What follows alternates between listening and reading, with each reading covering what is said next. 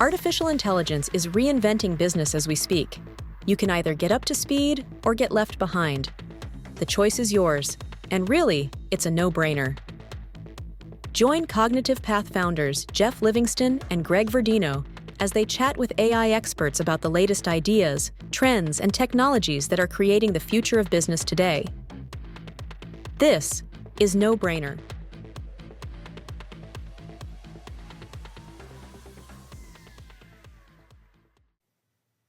Hey everybody, this is Geoff Livingston, and I am here with my colleague Greg Verdino on the No Brainer podcast. Greg, how are you today? I am doing well, Geoff. How are you? I'm good. Although I think this is we're having a very podcast week. We're getting a lot done this week, but it's still hot since our last time we talked, which was maybe 2 hours ago. And for anybody who's listening to this when it goes live, whenever it goes live, we are recording this on June 18. I know the kiddos are out of school down in Virginia already. We're still working our way towards those weird half days in New York when they have to run out the calendar. So we've got another week of school to go here. Oh, wow. But it is summertime for sure. Lucky you, actually. I know. It feels good. Not going to feel so good in about a week, though. No.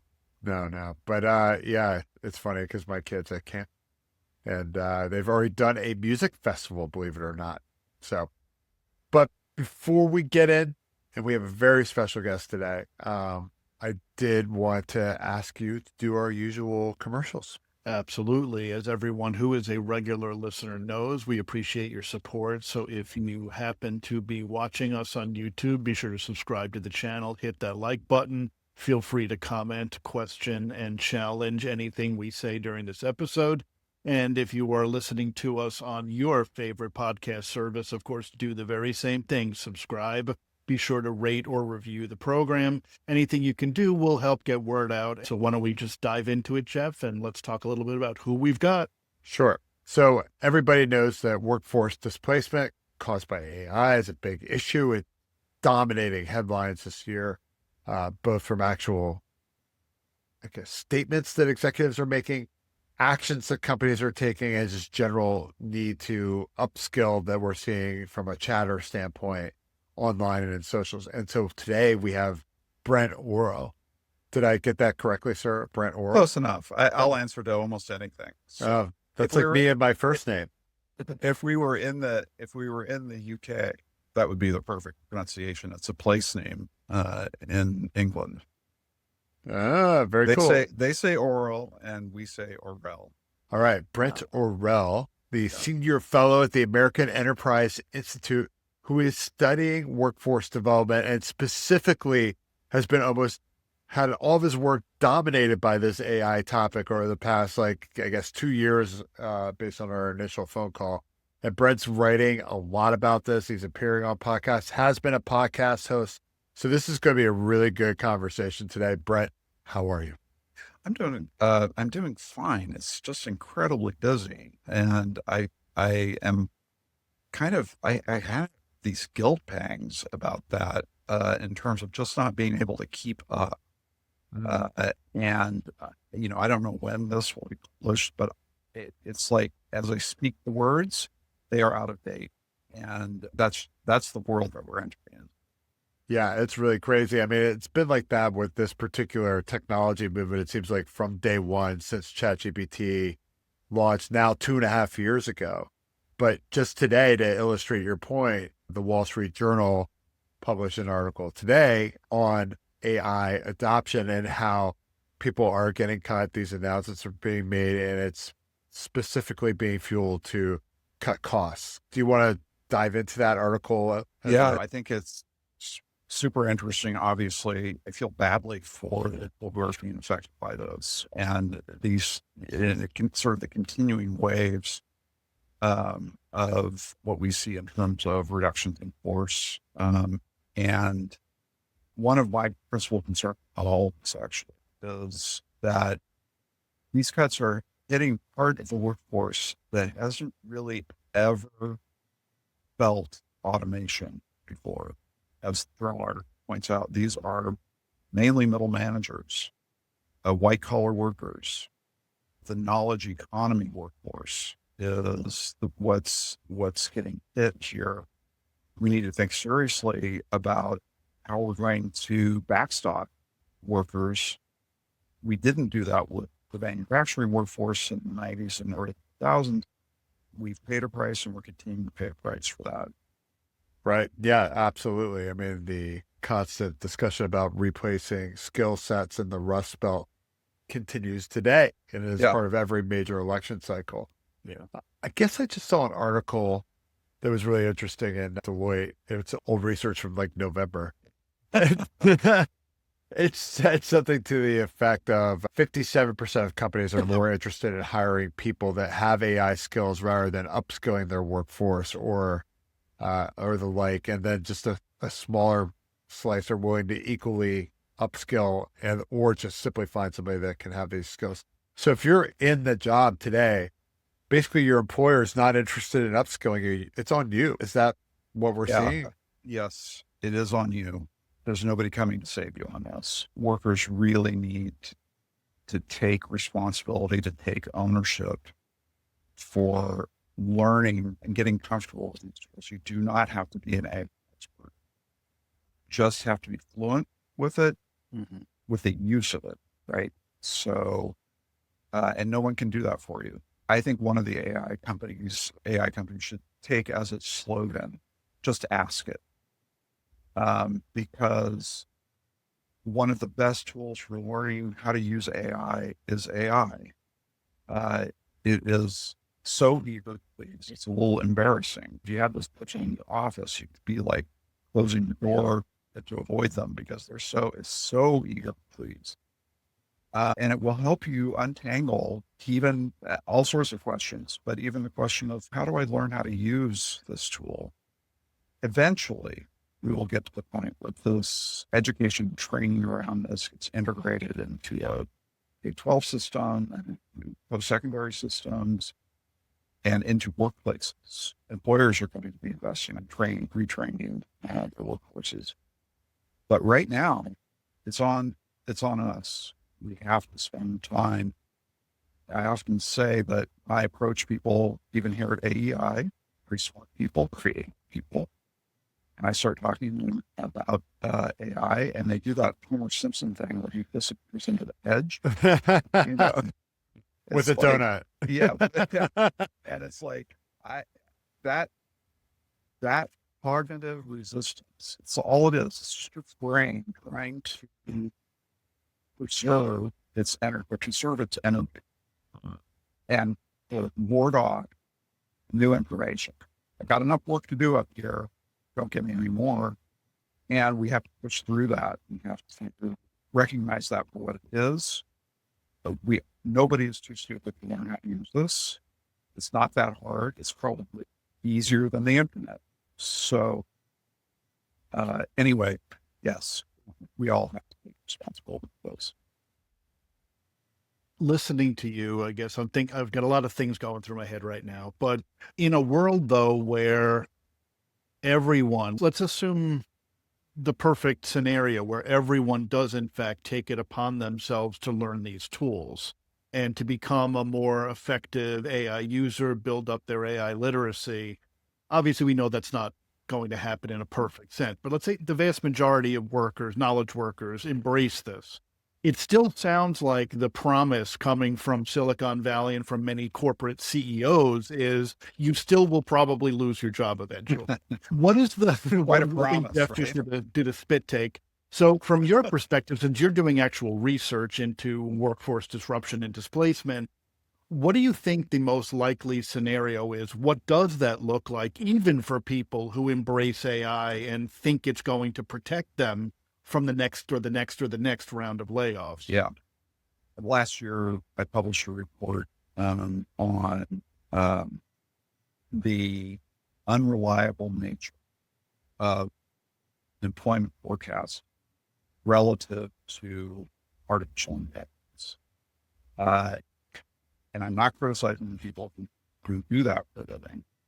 Great work, very interesting. They're pretty super hard. It's a function of how that's why we are trying that what we say today is not valid. And so anybody who tells you either they think they're going to lose their job or that we're going to see 40% of people lose their jobs, CEO of Anthropic said, I think they're out over their skis. The effects are going to be significant. I don't think there's any doubt about that. The timing of those effects, we don't know. We're not talking about automating jobs. We're talking about automating skills. And that means that for a large number of people, and it could be the majority of people, they're not going to see their jobs go away. They're just going to see their jobs change a lot, and they're going to be pushed into higher levels of productivity. That's I think the most likely scenario. I don't think the job apocalypse is actually the most likely scenario. Yeah. I will also say that we can't really do without this technology. I know that people know this and I'm wondering what's going to happen to them. And that's human nature. And if I weren't at the end of my career, I would be worried about it too. But we have to have technology. This is an option for us. We've been in a productivity slump for decades. And rising productivity is the only way to increase incomes in a non-inflationary way. And so we have to have this technology to improve the productivity of our economy. And on the whole, I think it's going to be such a huge benefit to us as a country and as the world. I mean, the breakthroughs that are coming as a result of this, health and just all kinds of supply chain management, everything. Well-being, human well-being is going to take off because of this. We shouldn't want to avoid that. We should be thinking about ways of adapting to it. And that's really the challenge is what are we going to do for the, in this transition? How are we going to, like I said, backstop our workforce so that people don't think that they're being thrown wolves in terms of risk that they might incur their livelihoods. And so we need to get really serious about policy planning, I think. What are we going to do if some of the worst case scenarios occur? And it is completely, as we can see from some of the stories about the layoffs, that yes, there are types of work groups that are going to feel this and are feeling it now. Yeah. It's kind of interesting that you mentioned that. I know you referred to the Anthropic thing. So there's a lot to unpack in that statement. I mean, generally, I feel like all the wild statements that come from technology companies, particularly the startups, are meant to drive sales and valuation in some way, or at least brand recognition. Yeah. I think you and I talked about this when we did our private chat, but there's something that makes them omnipotent when they are that technology that is responsible or could be responsible for the mass layoff of American society because it's so incredibly smart. It can do so many things. And then sure, maybe that's not true, but why wouldn't you use it, right? Yeah. If you're a company.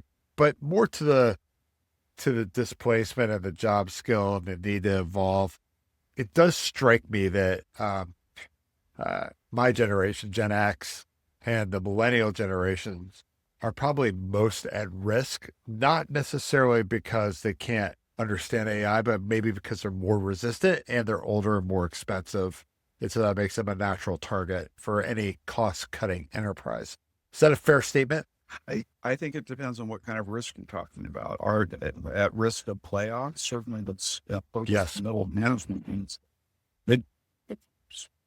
Greg, what are your thoughts on that? You're the human skills guy. Yeah, I mean, I would even add to that is that the people who have those so-called soft skills or have developed so-called soft skills over the course of their lives or careers probably also, in a lot of ways, have an advantage relative to AI replacement in the sense that these are the things that will be hardest to hand off to a machine. Mm-hmm. Even in a scenario where an AI system maybe can simulate something like empathy, you know that that system hasn't lived the experience and doesn't truly even understand what it's empathizing with, or that it's empathizing. Mhm. But that Or doesn't what empathy is, right, or what you know, empathy is, right? yeah. But that it doesn't seem like there's enough of a conversation going on, at least in the conversations we participate in, the leaders we speak to, the stuff we're reading in the business press. There's some of this, but not, it doesn't seem like enough of a conversation about what it takes to thrive in an AI or increasingly automated age, other than becoming AI literate. It seems Right. to always come back to this conversation about, well, you need to learn how to use the technology. Yeah. So I've got a paper on this coming out next week. What day? Which will probably be after this episode is out. Be sure to Yeah. provide the Let's see link. if we can time this up. The title of the paper is Deskilling the Knowledge Economy. Wow. It's kind of ironic that one of those skills that we're talking about is also coding, and the people that have created AI, at least their career tracks, are getting decimated by it first. But to go back I want to talk about that. To go back to Greg's point, what you see, we can't say very much about numbers of people right now. I think that's silly. Right. But when the paper really looks at like the core knowledge and acceptance, looking at the most common skill sets within those sectors, and asking how much exposure to automation do we see? And then beyond that, what are the emerging skills, right? You're absolutely right, Greg. The emerging skills are predominantly, not exclusively, related to either executive function, the ability to manage complex tasks and teams, and or non-cognitive skills, soft skills, our abilities to relate to one another. And what I think my operating theory at the moment, which again, check the time, it's now 2:34 on whatever day of the week this is. So this will be outdated, but what I see is you can think about talent within the workforce that's being distributed over that curve, right? So you've got people on the right that are extremely talented. You've got people on the left who are much less talented. And then you've got most people are in the middle. Most people are average. That's why we have average. And I think what AI is likely is to begin to compress that middle of the distribution. Some of those people, because of AI, are going to move to the right. It's the people on the left hand of the bell and over the end that are going to struggle, because while they will get better, they'll have more talent, more skill, they'll get a 10x improvement in their abilities. But the people on the right are getting 500x or 1000x in their productivity and output. A lot of the most talented people in the manufacturing sector that just moved up into supervising robots. It was the people who weren't as talented that then found themselves having to take jobs elsewhere in other industries, often at lower wages. And that's hard. And it was made harder by the fact that we didn't really have any policies in place to help defray the end. What's the likelihood of policy actually happening given the current environment? Not picking sides, just Political saying. pain has a way of concentrating the mind. So if we see the continued kind of spreading effect, I think there's going to be a lot of resistance. We've got something in place to help with retraining, to help buffer wage loss, to help, do all the things that should with the manufacturing force. I was there the late 90s and 2000. And we just sort of assumed that the market was going to take care of those, like it was going to reallocate markets. This is what markets do. They reallocate resources, including labor, and everybody's going to find a place. And it's going to be fine. And so you look at what the outcomes are, and at sort of the broadest population, that turned out, right? If you look at the wealth in American society today, compared to what it was before we got the robots in the factories, we are best. And a lot of the hollowing out of the middle has been people moving up rather than down. However, having said all of that, people did move down, and they were concentrated in the industrial Midwest and some spots in the South. And we didn't have a plan for them. We thought it was going to be a trade issue. It turned out to be an automation issue. We were just caught flat-footed. We never found our footing. Yeah, and I'd say we still haven't recovered in some ways. Yeah. I mean, obviously, based off of the current divisions that are occurring geographically, even. Yeah. Yeah, and I think I had hoped, like maybe manufacturing will not feel this so much this time, but I think it's going to take another bit. So, yeah. And you've said several times now, you made the point that in prior sort of workforce revolutions, for lack of a better term, that we didn't really have a backstop for the people who were, going to be impacted by it. And clearly people have been left behind in some way in every one of these, whether it's the Industrial Revolution, the Information Revolution, et cetera, et cetera. Now we have one that's happening so fast, far faster than I think anything we've seen before, right? And it is horizontal in the sense that it's going to affect virtually every industry, even if it overwhelmingly hit knowledge workers. There are knowledge workers, of course, in just about every industry, even some of the most traditional industries like farming, right? There are knowledge workers in that industry.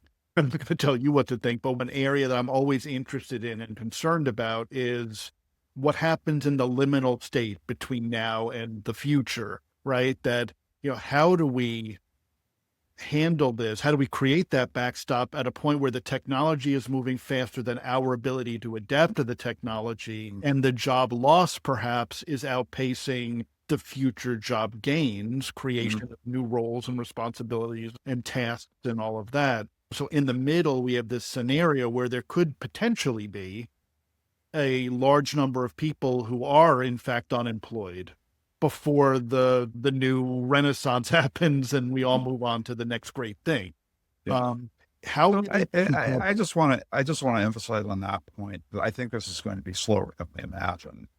It requires a tremendous amount of investment by businesses to not just try to layer this like an icing on top of the cake. It's got to be built into business processes all the way. Yeah. And that's going to take time. It's going to take money. And so I think it's not going to be nearly as fast as some of the outlier predictions on this near term 2027 catastrophe. I don't think that's happening. Yeah. And this is where the paper that I let you goes. It's like, okay, so we know we can tell from the contours of the way this is developing. It's going to have a limit. We don't know exactly what, we don't know exactly when, how many, but we know that there's something coming. And so we need to be working on the programs that can help bridge through that limit space that you described. I think what we need is an automation adjustment assistance scheme of some sort. And we have a model for that in something called the Trade Adjustment Assistance Program that started in the Kennedy administration, only lapsed in 2022 for reasons that I'm not clear on. But that needs to be kind of reconceived, I think, as an automation support program. So a worker who finds themselves out of a job would qualify because of automation, that would have available to them a set of benefits that would help them to reskill, move to another location if they needed to, supplement their wage if they have to take a lower paying job, some shock absorbers, as well as benefits for recovery. So if everybody's panicking for no reason, all that's going to do is put in place a policy that signals to the workforce, you are not, like I said, not going to be left on your own. You want to make sure that you and your family and your community is able to weather this. And the thing that's really encouraging now is I think the tech sector is increasingly worried itself about these employment impacts and wants to get on something like this or another way of doing tax credits, individual training accounts, you could do any number of things. We have experience with this other program. Maybe that would be the simplest. I don't. I use them, but we got to find something. When you say the tech sector is concerned about it, and I don't, at its face value, disagree with that statement, because we're seeing, or at least hearing about potential impacts there, the coders, essentially being disintermediated by the code. Although you can make $100 million today if you move from OpenAI to Facebook, right? To what extent, in your view, and any data you have behind this, are the Satyas and the Sams concerned about this? Because they seem almost gleeful in the ability for their technologies to disintermediate workers and kind of have this, we don't know what's going on, we can't stop it. But on the other hand, when something like the Amazon memo comes out that everybody is, kind of responding to this week, you see that very quickly the Amazon workforce, and in some cases it's been a company's customers, as in the case of Klarna or Duolingo, kind of raise their picket signs and pitchforks and start to say, this ain't going to happen here. Yeah. So I can see the workers pushing back against it. But at the end of the day, or for lack of a better term, the tech oligarchs, are they just kind of going, not our problem, we're going to just extract? Well, we've all just come through the Doge experience. Yeah. We've learned some things about how technologists think about the world. Right. We just take our magic technology fairy dust is going to fix it all. So there is that, I think, that underlying thing. I think the more serious people in the tech sector are thinking about the risks that they are taking in the event that there are large-scale data loss, right?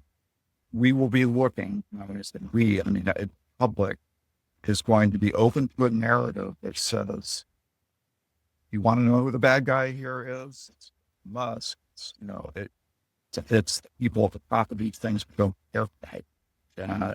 And layering that into the current populist moment is, I think they recognize just how risky that is for them, and they want to get ahead of it.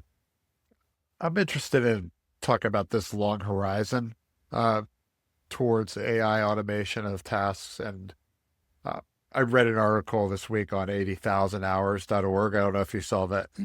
Yeah, so it was trying to parse the skills that will not be replaced. And what it argued, and again, it just supports your paper, but it argues that it's going to take a long time for companies to actually get through the messy nature of their own work today. And Greg and I can tell you it's really messy because we're actually on the front lines of helping organizations adopt it. The usual reality, and I'm sure it's not a shock for you either because you're experienced too, is that most organizations are siloed. Their data is a mess. Their tech stacks are highly secured and locked down and perhaps not governed well, just siloed off and inaccessible. And as a result of that, right out of the gate, the data is a mess. But on top of that, the processes don't exist because everybody just goes about their work because they know how to do their job. They don't document what they do. There is no set task list for an automation to be deployed. You can get your out of bucket agent from Salesforce. No offense, Salesforce, because at least they're trying. They got another event next week, right? On Agent Force, but there you can get your out of bucket agent And that's not necessarily going to do anything for you because it's not customized towards your business type, the vertical, the type of customer, the type of business. So there's a lot of really specific information that's missing that's going to make this hard to make a reality. And frankly, without the worker helping, Yeah. probably won't happen. Yeah. I mean, I think going back to the coder issue, we see, coders having a hard time finding jobs to code. And I've got a nephew who he does coding for a firm out in Seattle. And I was trying to, sort of get him to talk to me about how he thinks about this. And he said, I'd really miss the coding. I'd really miss it. I can't imagine, but code. And I'd really miss the coding, the creative process of coding and of developing solutions to problems. I mean, that's kind of core to who we are as people. We all have that desire. I think most of us to, add value to the world. And we've got certain modes of doing that we really like. It's very hard right now. If you are a recent grad, really in any field, but particularly I think in coding, or in computer science, computer engineering, it's really a difficult labor market for those folks. And I think we need to think about they need to think about, what does the future look like? How do you apply your skills in an AI infused economy that doesn't need the thing that you are trained to do, but it still needs the knowledge that you have, right? If you're looking for people who are naturally going to pick this technology up and use it, it's the computer coders, right? They're already all over it, right? And every day they're thinking about how to use it. The rest of the economy really needs that skill. We see this in the job listing data where we've got far more listings for people with AI knowledge and ability outside the tech sector than we have inside the tech sector. This is all part of the diffusion process. And so we need to figure out, and they need to figure out, primarily the workers themselves need to figure out how they're going to recast their skills so that they're relevant to the market that needs them. Because the market that used to need them doesn't need them as much anymore. Yeah, and that's an important skill set in itself, this understanding how your skills become transferable into other jobs, other roles, other sectors, being able to have that perspective, which I think sometimes comes from having experience, right? But, which makes it especially challenging for people just entering the workforce. I could probably say it's about many sectors, but, Geoff and I both we're kind of reformed and recovering marketers. And, so we come out of, that's why we know. We know what that Anthropic thing was about. But we do come out of a field that at least at one point, kind of traded on creativity. I think in a lot of ways, marketers have raced to the bottom, just kind of giving everything over to the algorithm, which is why, Facebook now can make big announcements about how they're going to disintermediate ad agencies. But I know people in that field are finding, or that hope to get into that field, are finding it to be a challenging job market.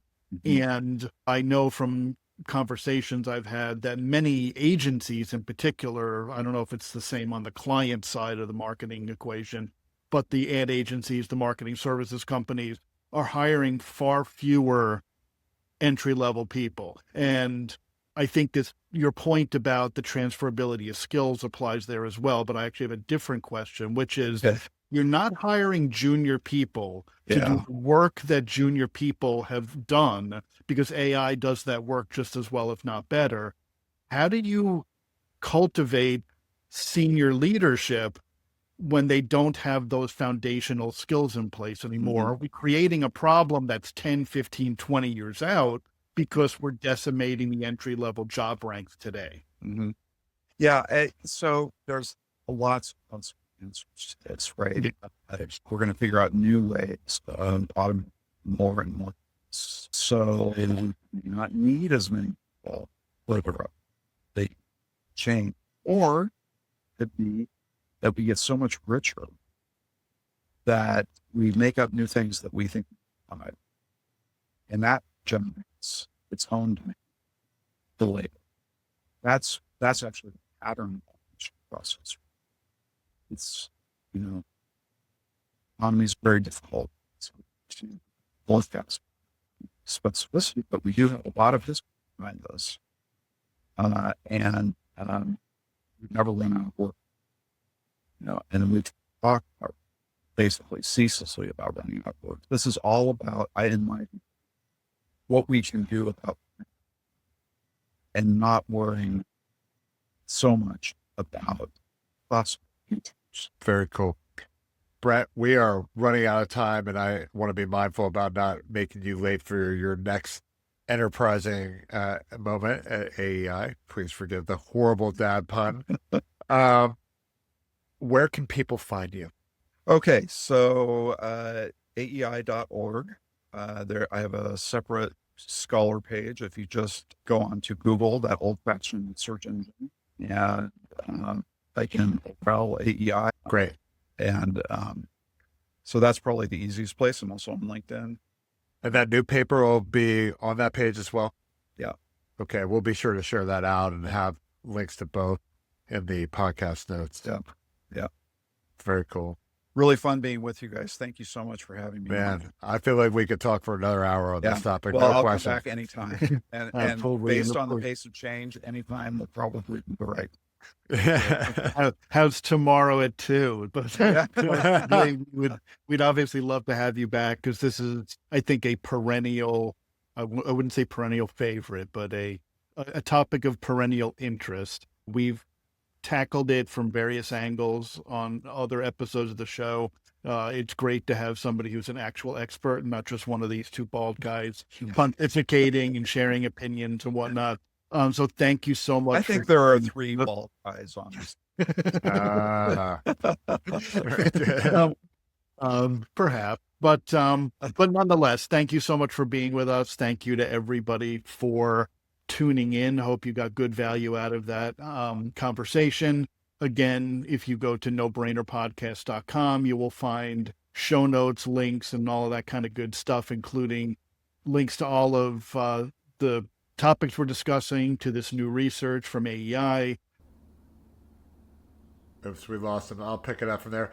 So we'll have all the links available for you on the page. Do, again, punch the like button, subscribe, and share out. And with that, Brent, I believe we are out of here. Greg already left us. So, Greg, good luck wherever you are in the ether. All right, let's get out of here. Cheers.